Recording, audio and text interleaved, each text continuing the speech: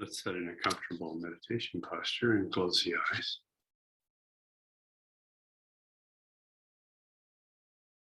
Put our attention on the silence that is always there deep in the mind. Connecting with that silence, we become the silence.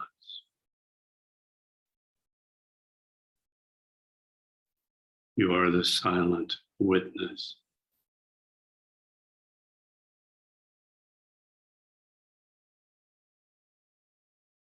You're not the body, you're not the mind. You're nothing in this universe. You exist eternally, unbounded, pure awareness, pure consciousness.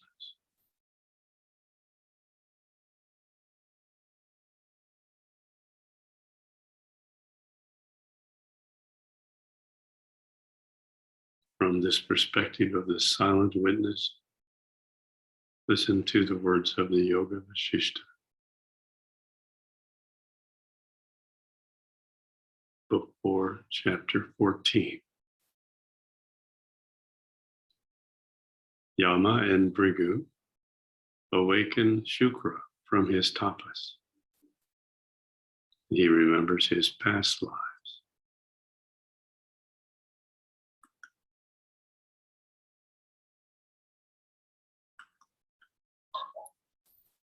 Vasishta said,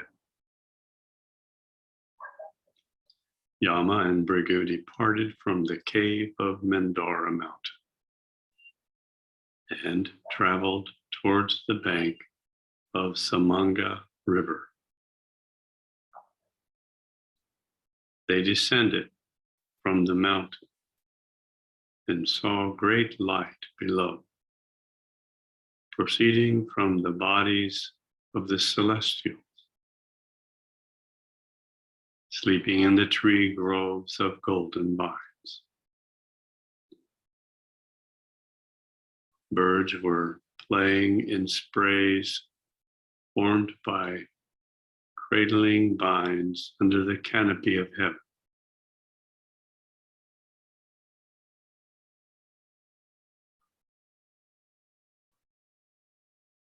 Lovely antelopes looked face to face, their eyes resembling blue lotuses. They saw spiritual masters sitting on their stony seats upon elevated rocks, their bodies full of vigor and their eyes looking on the spheres with defiance.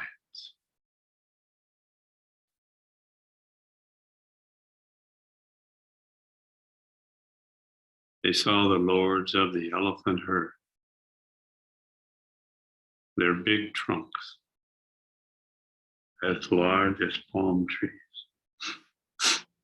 plunging in lakes covered with flowers, falling constantly from the branches of flowering trees on the shore. They saw mountain bulls dozing in their giddiness and sitting as if intoxicated, while their bodies were reddened by the red dust of flowers and their tails flushed with the crimson dust blown by the breeze.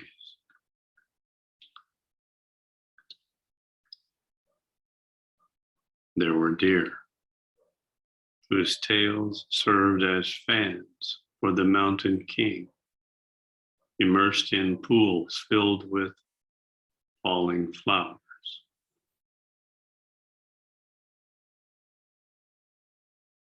They saw Kinara lads sitting on the tops of straight and stately date trees, playing by pelting each other with date fruit that stuck to the reeds below. They saw big monkeys jumping about with their hideous reddish cheeks and hiding themselves in wide spreading vines. They saw spiritual adepts, clad with vests of the tawny clouds that shrouded them, and being hit with mandora flowers thrown by celestial ladies. The uninhabited foothills of the mountain were like the solitary walks of Buddhist wanderers, and the streams at its foot were flowing as if they were running to meet the sea. Covered under yellow vests of kunda and mandora flowers of the spring season.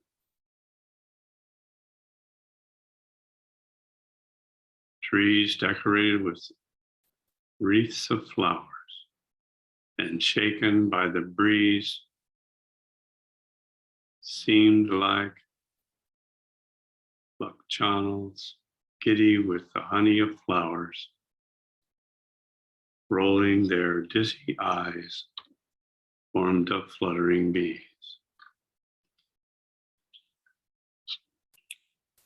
They walked about here and there and looked at and admired the grandeur of the mountain, until at last they descended on the nether earth, decorated with its cities and human beings and human dwellings. In a moment, they arrived at the bank of the Samanga, flowering with the loosened flowers of all kinds, as if it were a bed of flowers itself.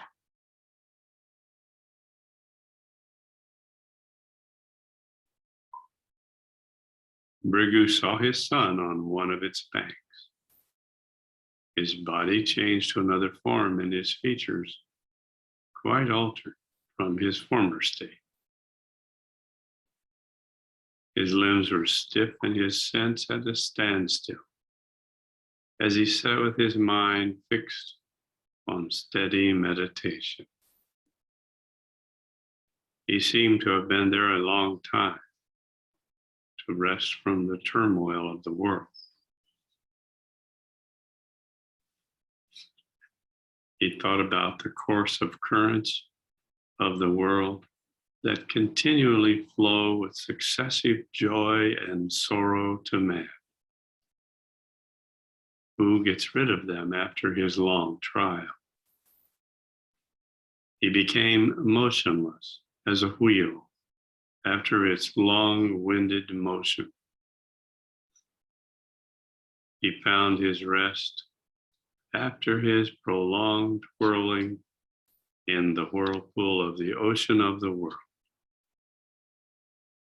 He sat retired like a lover, reclined solely on the thought of his beloved object.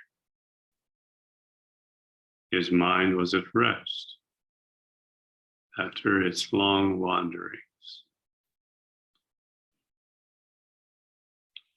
He sat in a state of uniform meditation without a shadow of division or differentiation, smiling with a cold apathy at all the pursuits of mankind,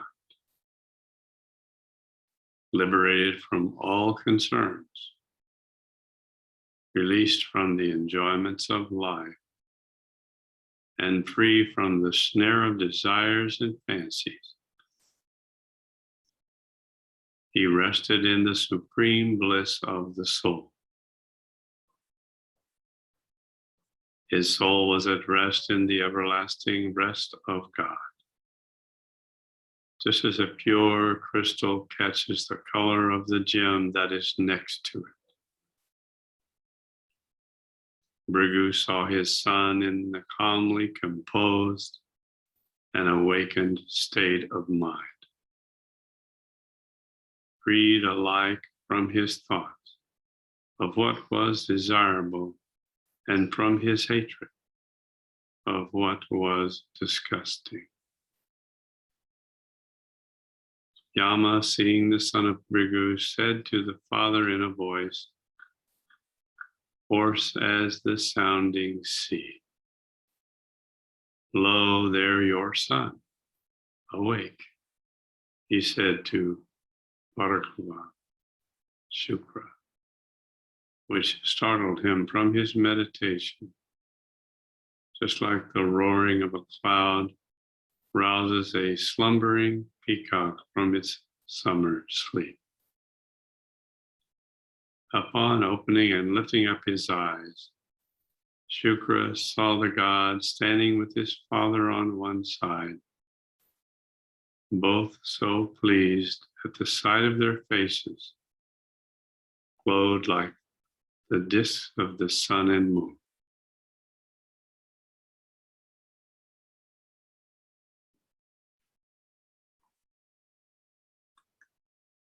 Shukra rose from the seed of Kadamba leaves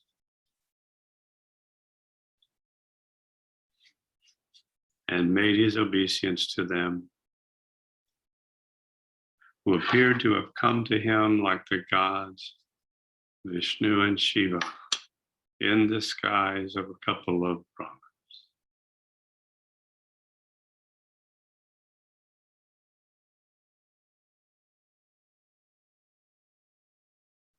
After their mutual salutations, Ram and Brigu sat on a slab of stone and appeared like venerable gods. Vishnu and Shiva seated on the pinnacle of Mera.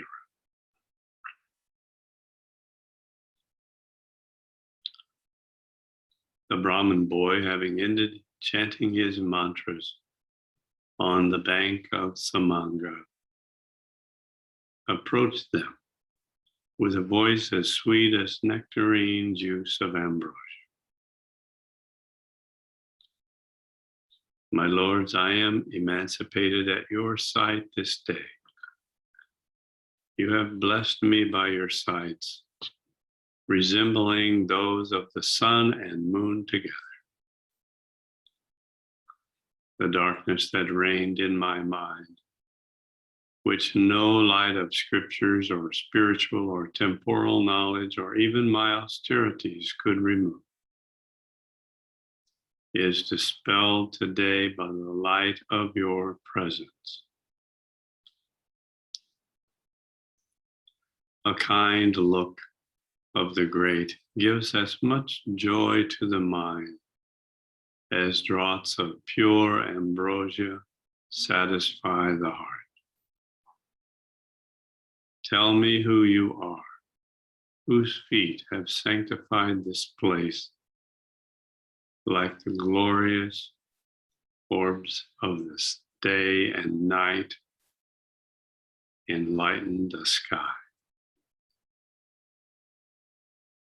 Being addressed in this manner, Brigu desired that Shukra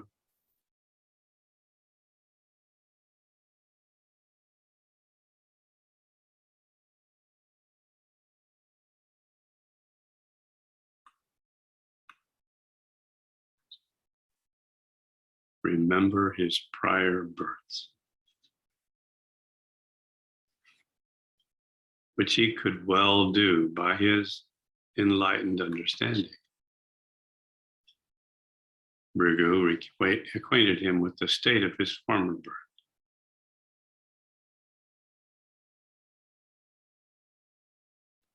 And he remembered it instantly by the clairvoyance of his inward sight. He was struck with wonder at the memory of his former state.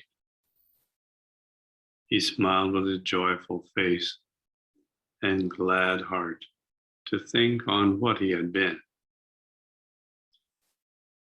Then Shukra said as follows: Blessed is the law of the Supreme Being that is without beginning or end, and is known here below as destiny, and by whose power the world revolves like a two-wheeled carriage.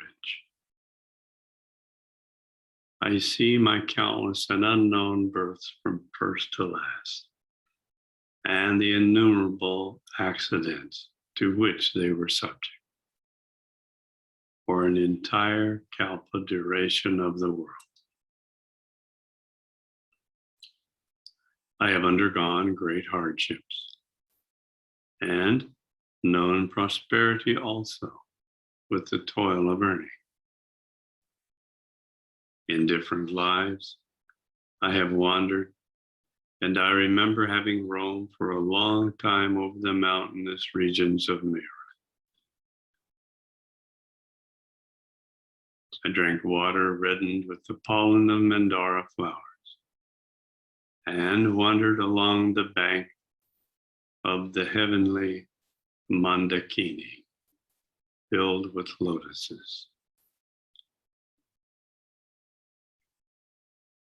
I wandered about the Mandara groves, filled with flowering vines like gold.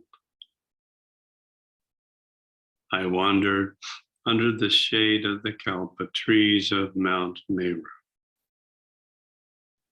and in the flowery plains above and about it.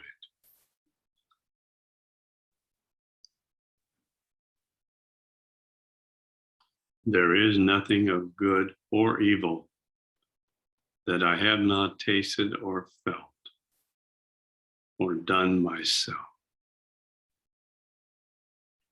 There is nothing that I have not seen or felt or known in my past lives.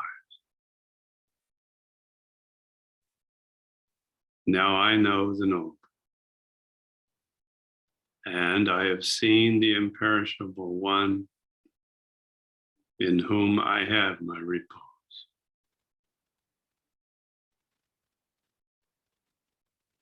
Now I have rested after my toils were over, and I have passed beyond the domain of error and darkness. Now rise, O Father, and let us go see that body lying on Mandara Mountain, which is now dried like a withered plant. I have no desire to remain in this place or go anywhere of my own will. It is only to see the works of fate that we wander all about.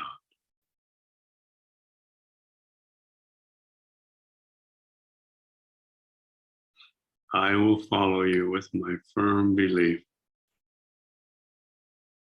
in the one adored deity of the learned. Let that be the desirable object of my mind. And I will act exactly in conformity with my belief.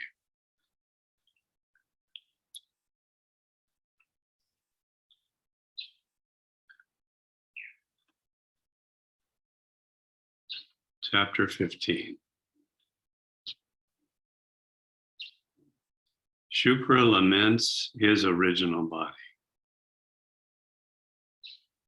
behaving in the physical body. Vasishta said, thus contemplating on the course of nature, these lovers of learning, Bhrigu, Shukra, and Ram, moved with their spiritual bodies from the bank of the Samanga. They ascended into the sky and passed through the small openings in the clouds to the region of the spiritual masters, from where they descended to the lower world and arrived at the valley of Mandara. There, on a cliff of that mountain, Shukra saw the dried body of his former birth, lying covered under dark and dewy leaves of trees.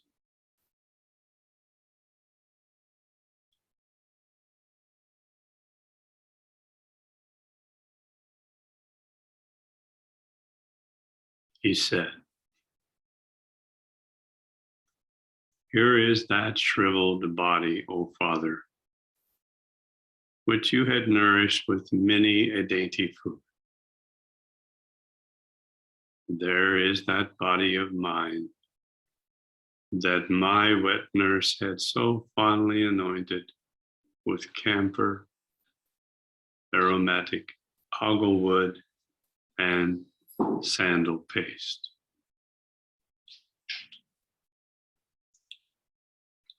This body of mine was used to repose on cooling beds made with heaps of mandara flowers in the airy spots of Meera.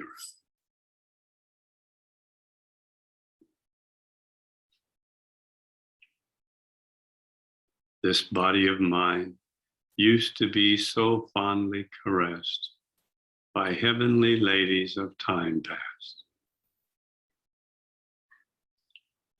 Now it is lying on the bare ground below to be bitten by creeping insects and worms.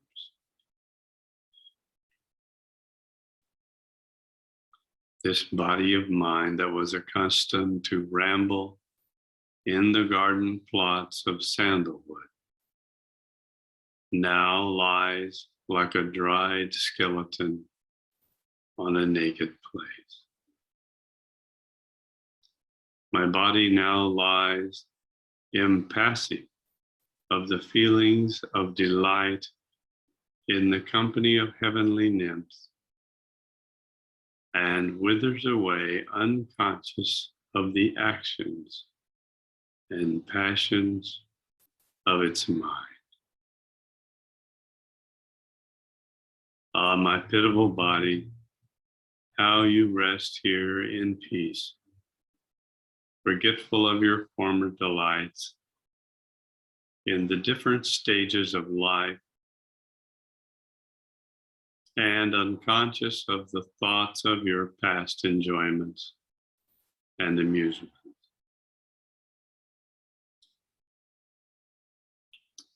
Oh, my body becomes a dead corpse, dried by sunbeams. You have become so hideous in your skeleton frame as to frighten me. I take fright to look upon this body in which I had taken so much pleasure before, now reduced to a skeleton. I see ants creeping over that breast of mine, which was formerly adorned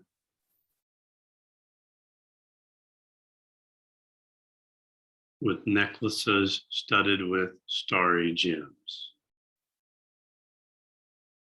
Look at the remains of my body, now only a load of dry bones, but whose appearance of molten gold had attracted the hearts of beautiful women. Behold the stags of the forest, flying with fear at the sight of the wide open jaws and withered skin of my carcass, with its horrid mouth, frightens the timid fawns in the woods.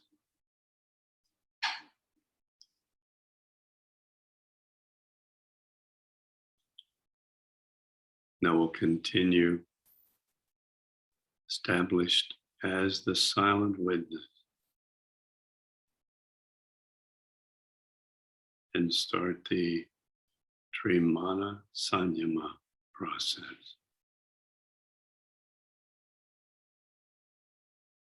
With the esoteric Mahamantra.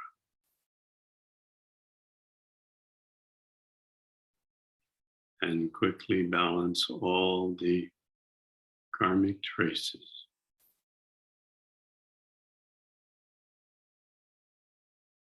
that have been enlivened and brought to the surface by today's reading.